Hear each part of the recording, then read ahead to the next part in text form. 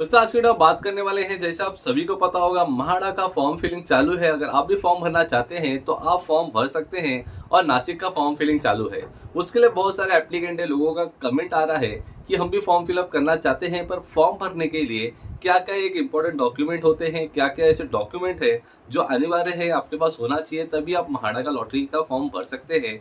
और क्या क्या इस समय नॉर्म्स आया है म्हाडा की तरफ से, तो आज के वीडियो में पूरी बात करने वाले हैं। अगर आप भी म्हाडा का फॉर्म भरना चाहते हैं तो ये वीडियो को जरूर देखना, जिससे आपको पूरी जानकारी प्राप्त होगी और आगे भी अगर आप फॉर्म भरना चाहते हैं जिससे आपको पूरी मदद मिलेगी। तो वीडियो को शुरुआत करते हैं। अगर वीडियो पसंद आएगा दोस्तों, लोगों को शेयर करना, वीडियो को लाइक कर देना, चैनल सब्सक्राइब कर देना, इस तरह लेटेस्ट वीडियो देखने के लिए। सबसे पहले आपको म्हाडा का फॉर्म भरने के लिए इधर अवश्य जो भी डॉक्यूमेंट आपके पास होना चाहिए वो है, आपके पास एक मोबाइल नंबर होना चाहिए जिसके ऊपर व्हाट्सअप चालू हो, और उसके बाद आपके पास ईमेल आईडी होना चाहिए। ये दो चीज अनिवार्य होता है फॉर्म फिलअप करने के लिए। उसके बाद जब भी कोई भी ऑनलाइन फॉर्म निकलता है तो उसका जो भी अलॉटमेंट और एडवर्टाइजमेंट या बुकलेट होता है, आपको उसको चेकआउट कर लेना है। म्हाडा के ऑफिशियल वेबसाइट पे आपको पूरी जानकारी प्राप्त हो जाएगी, जहां से आपको ये पता चलेगा कि जगह के लिए कितने घर हैं, कितने रिजर्वेशन हैं, घर की कीमत कितनी है, घर का जो एरिया होगा वो कितना होगा, पूरी जानकारी आपको यहाँ से प्राप्त हो जाएगी। उसके बाद आपके पास आधार कार्ड होना चाहिए। अगर आपके आधार कार्ड है तो आपके आधार कार्ड पे मोबाइल नंबर रजिस्टर होना चाहिए।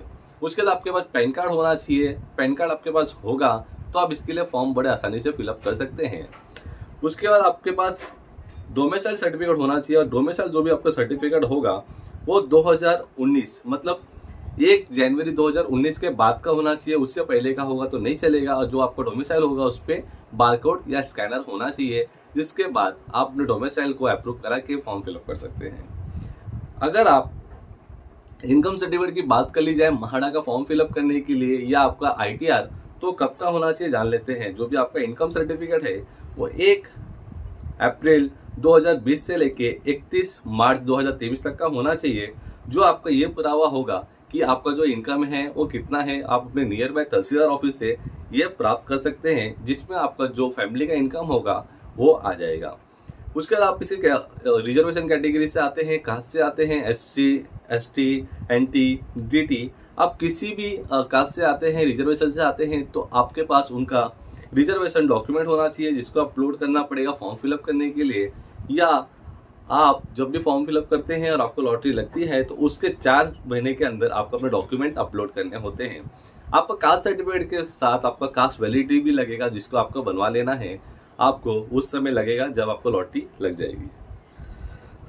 उसके बाद जो लोग भी फॉर्म फिलअप करेंगे प्रधानमंत्री आवास योजना के अंतर्गत, तो जो भी प्रधानमंत्री आवास योजना का अंतर्गत रजिस्ट्रेशन होता है, उसके जो भी डॉक्यूमेंट होते हैं आपके पास होने चाहिए। अगर आपके पास डॉक्यूमेंट नहीं है तो बहुत सारी लॉटरी में ये देखा गया है कि जब लॉटरी लग जाती है उसके बाद आपको रजिस्ट्रेशन करवा के दे दिया जाता है। उसके बाद आप बड़े आसानी से प्रधानमंत्री आवास योजना के तहत घर को प्राप्त कर सकते हैं।